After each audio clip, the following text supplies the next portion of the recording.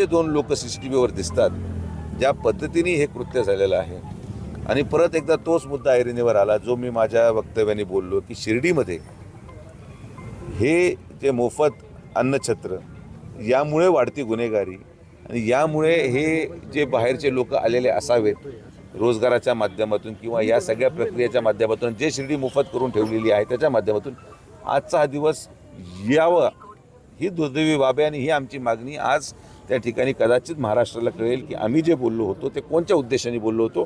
पण मला असं वाटतं की आज त्यावर राजकारण नको.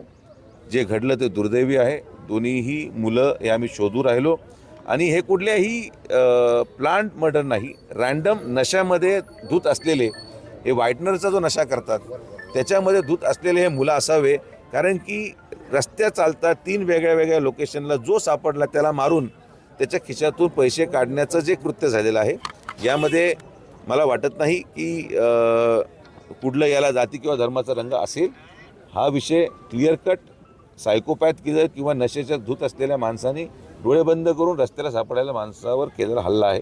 मला विश्वास आहे की दुपारपर्यंत हे दोन्हीही आरोपी आपल्या ताब्यात असतील आणि यासाठी पोलीस प्रशासन काम करायला तयार आहे.